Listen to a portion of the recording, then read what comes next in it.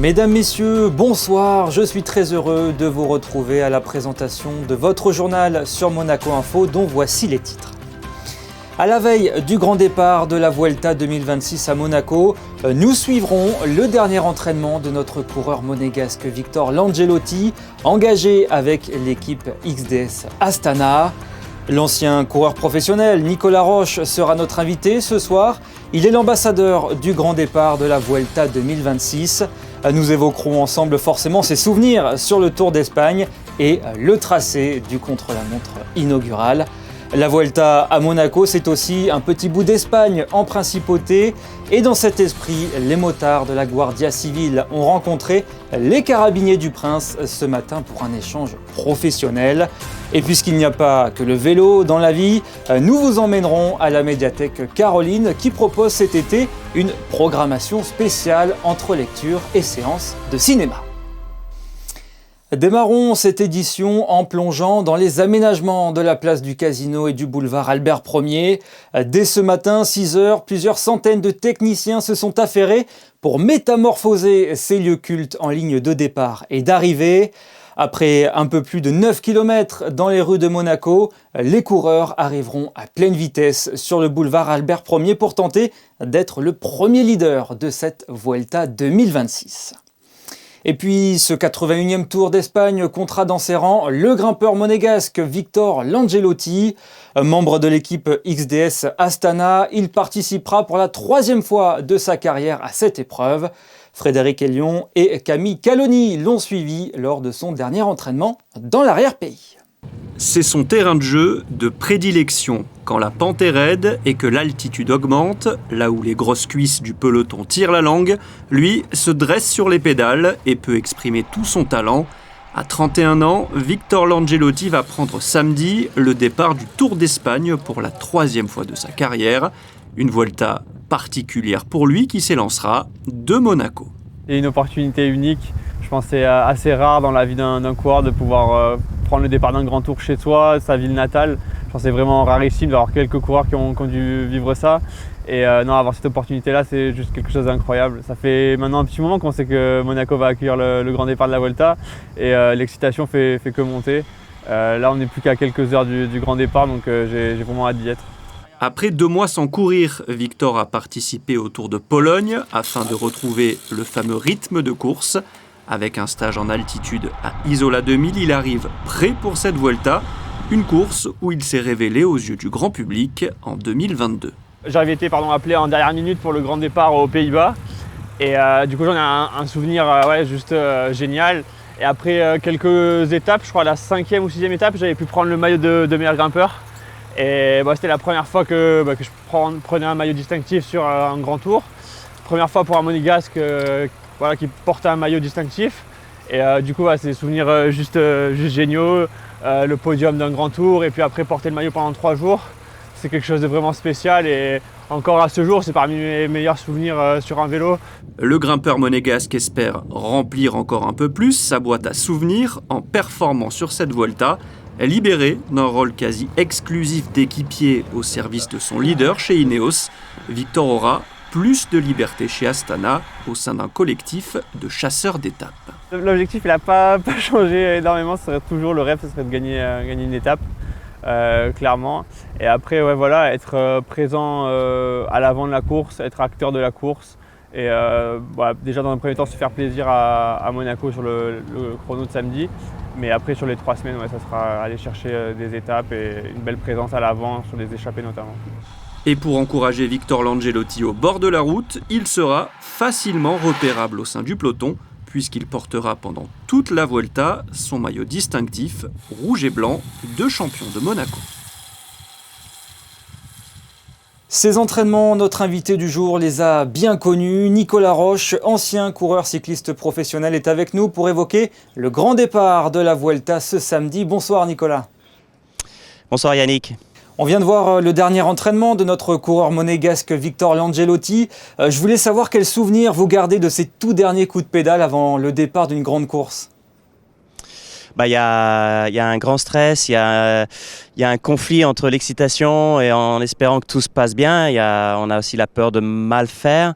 C'est un parcours qui est compliqué, qui est simple à la fois. C'est vrai que c'est un contre-la-montre. Il y a moins de 10 km, mais il y a aussi beaucoup à perdre. Ça va se jouer à la seconde, il va falloir prendre des risques. Donc tout ça passe par la tête. Et les coureurs demain, ils vont certainement tout donner évidemment, mais il va falloir faire un petit calcul entre prendre trop de risques et évaluer un peu la performance. Donc vous êtes aujourd'hui ambassadeur du grand départ de cette Vuelta 2026 et j'imagine que vous étiez honoré de poursuivre cette belle histoire que vous avez avec le Tour d'Espagne. Oui, évidemment, pour moi, ça a été un grand honneur quand on m'a demandé si j'étais disponible et si j'avais l'envie de le faire. J'ai vu ça comme un très grand privilège même parce que en ayant passé 13 années à Monaco et l'amour que j'avais pour la Vuelta, c'est la course qui m'a un petit peu révélé. Avec l'un et l'autre, de pouvoir associer les deux à la fois. Mon premier Tour de France était aussi à Monaco en 2009. Donc tout ensemble a fait que c'était un cocktail qui me rend de plus heureux. Qu'est-ce qui vous vient en tête en premier dans les souvenirs? Est-ce que c'est les victoires d'étape ou le podium avec le maillot rouge sur les épaules? Ça, c'est un peu la question difficile à répondre et je ne suis pas encore capable d'y répondre. On me la pose souvent. J'avais besoin des deux dans ma carrière. J'avais toujours dit qu'un de mes rêves, c'était d'être leader au moins un jour sur la Vuelta. Et l'autre est évidemment de gagner les étapes parce que c'est souvent la première chose qu'on demande, c'est « Ah, vous avez fait la Vuelta, mais vous avez gagné les étapes ?» Et ensuite, on dit « Ah, mais est-ce que vous avez aussi fait un bon classement général ?»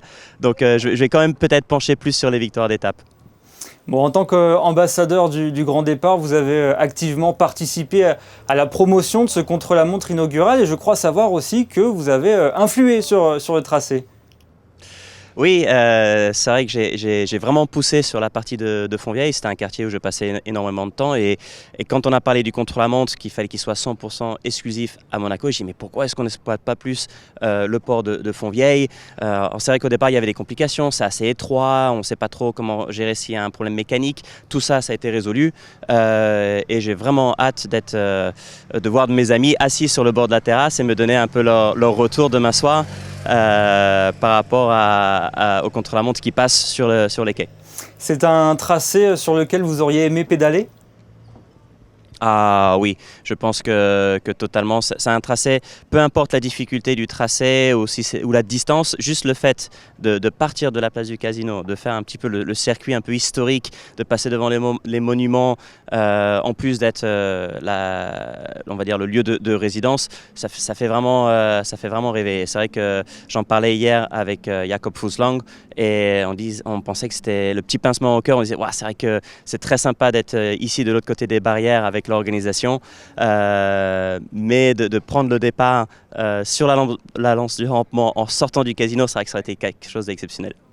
On en a un petit peu parlé au début de cette interview, mais qu'est-ce qui fait la spécificité de ce contre-la-montre ? Vous avez parlé de difficultés, c'est ça ? C'est un contre-la-montre qui va se jouer à la seconde, ce qui n'est pas plus mal, parce que je pense que c'est plus intéressant pour la course d'avoir encore tout le monde à une vingtaine ou une trentaine de secondes maximum au niveau des favoris, j'entends. C'est un parcours où il va falloir prendre des risques, mais pas trop. Il y a des côtés pièges, il va falloir être...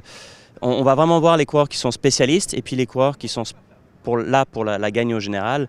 Ceux qui se sont vraiment entraînés sur un vélo de contre-la-montre, il va falloir prendre les virages, des belles trajectoires. Il y a des endroits où c'est étroit. En fait, c'est un parcours qui est relativement simple, mais pour aller gagner, il va falloir prendre des risques. Il y aura beaucoup, j'imagine, de changements de rythme également. Vous avez parlé de rues étroites, il y a quand même pas mal de virages, etc. Il va falloir aussi bien gérer ces petits moments-là. Hein. Oui, tout à fait, vous avez bien noté ça. C'est aussi sympa avec le contraste, où quand on sera sur le Labroto, où il y a ces deux longues lignes droites, pour justement ces coureurs qui ont travaillé tout le côté aérodynamique, qui pourront se mettre en position et vraiment aller chercher ces vitesses de pointe très élevées. Et après, ce côté technique, relance, vachement plus dynamique. Est-ce que vous avez déjà des favoris ? Est-ce que vous voyez des coureurs qui se dégagent pour cette victoire d'étape ? On ne peut pas éviter de mentionner Tadej Pogačar, évidemment. Dans les grands spécialistes de chrono, je vois bien Stefan Küng comme surprise.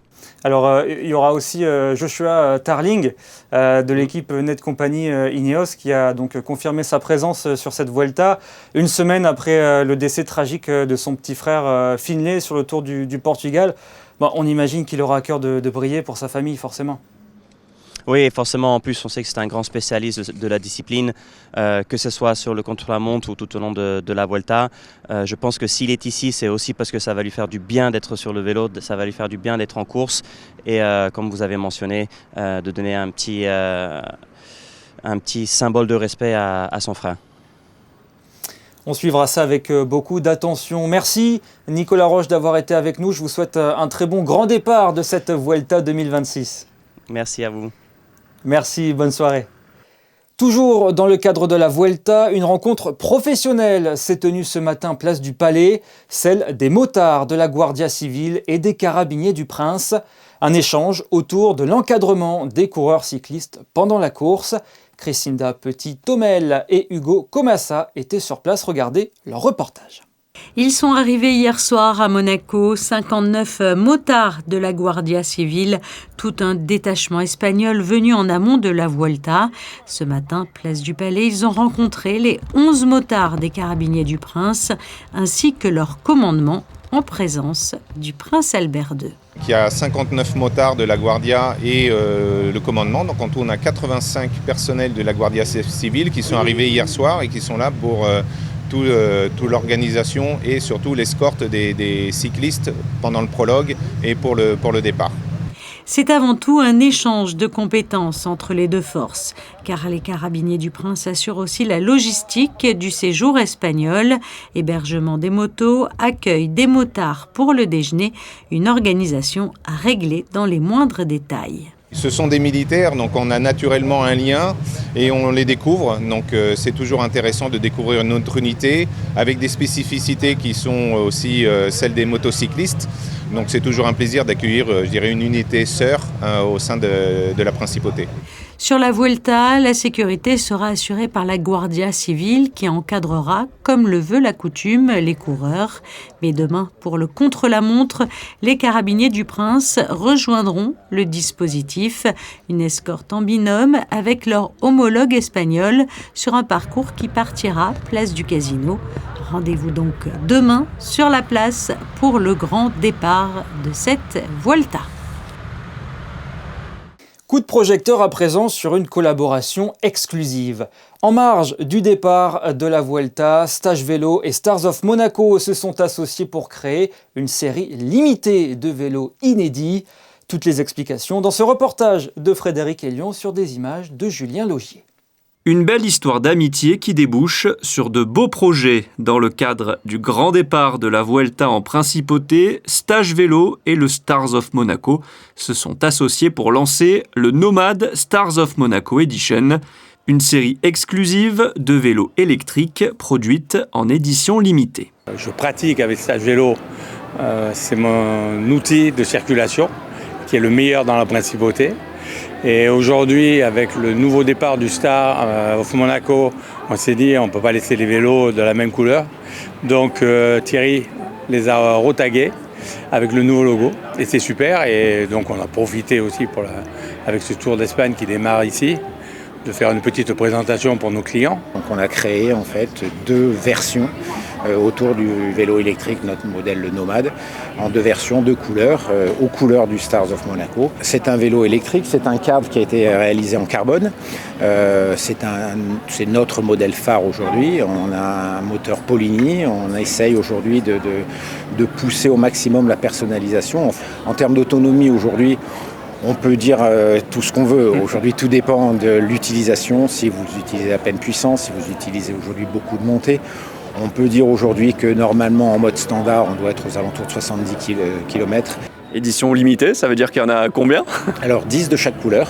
Les vélos sont exposés à l'entrée du Stars of Monaco jusqu'au samedi 22 août inclus. Vous pouvez venir les essayer sur place sans rendez-vous. Pour conclure ce chapitre sport très orienté Vuelta, forcément, on n'oublie pas la belle victoire de l'AS Monaco ce jeudi soir sur la pelouse du Górnik Zabrze en barrage de Ligue Conférence. Les hommes de Philippe Luis se sont imposés 3-2 face aux Polonais et sont donc en position favorable pour se qualifier pour la 3e compétition européenne des clubs. Match retour au Louis II jeudi prochain à 18h45. Et puis on a appris aujourd'hui le décès du pilote automobile monégasque Cédric Sbirazzuoli. Il s'est éteint à 39 ans des suites d'une maladie. Cédric s'est illustré pendant 20 ans sur les courses GT3 et GTD au volant de Porsche, Maserati, Ferrari. Pilote de l'écurie AF Corse, il a notamment participé à de mythiques épreuves d'endurance comme les 12 heures de Bathurst en Australie ou encore les 24 heures de Daytona. Toute la rédaction de Monaco Info se joint à moi pour adresser nos sincères condoléances à la famille. Sortons du sport, à présent pour parler culture à Monaco. La médiathèque Caroline propose une programmation spéciale pour la saison estivale entre lecture et séances de cinéma. Christinda Petit-Homel et Hugo Comassa se sont rendus sur place. Reportage. Pas de pause estivale pour la médiathèque Caroline. L'établissement situé sur la promenade Honoré II a mis en place une programmation spécialement pensée pour la saison, pour petits et grands. Ateliers, temps de lecture, espace détente. Les visiteurs peuvent profiter des lieux autrement. Mais parmi tous ces rendez-vous, un événement se démarque particulièrement cet été, le ciné. Les cinés d'été sont les jeudis après-midi et l'idée c'est d'alterner les propositions entre les films famille, donc qui ont eu beaucoup de succès cette année, et des films grand public. C'est un moment où on vient, on peut dire entre guillemets, se rafraîchir. Je crois que cette année on en avait grandement besoin. Et puis voir des films assez récents, qui ne sont pas forcément passés dans la région. On a proposé des films en français, parce qu'on a constaté que le public aimait bien voir des films français récents. 20 Dieux, par exemple, qui est un film qui a eu beaucoup de succès ces derniers temps. Les musiciens, et puis également des films en anglais. Et comme je vous le disais aussi, des films famille qui ont beaucoup plu. Aujourd'hui, par exemple, on va passer Frida, qui est un film d'animation autour de la vie de Frida Kahlo. Et vous allez le voir, l'avenir du cinéma passe aussi par la jeunesse. C'est un film qui est sorti en 2024, il y a juste 2 ans, et qui effectivement connaît un beau succès, en particulier au niveau des scolaires, au niveau du jeune public. C'est un film qui est une forme d'hommage bien sûr à Frida Kahlo, mais à hauteur d'enfant. Et des films comme celui-là, qui sont plutôt du cinéma d'auteur, donc qui n'ont pas les moyens de Spider-Man et autres grands succès actuels, ont aussi une place déterminante parce que c'est aussi une manière d'éveiller les enfants, la curiosité, l'importance du graphisme, l'importance aussi d'aborder une peintre pas peu connue, mais en tout cas peu connue pour les enfants initialement, avec des moyens modernes comme le cinéma, et en l'occurrence le cinéma d'animation, qui permettent à peu près de traiter tous les sujets aujourd'hui. Un rendez-vous gratuit et ouvert à tous qui permet à la médiathèque de fédérer un public plus large autour du 7e art notamment. C'est la fin de ce journal, merci à vous de l'avoir suivi. On se retrouve demain à 19h pour une nouvelle édition. Je vous laisse avec les photos de Stéphane Dana qui a assisté hier à la présentation des équipes de la Vuelta Place du Casino. Bonne soirée et à demain.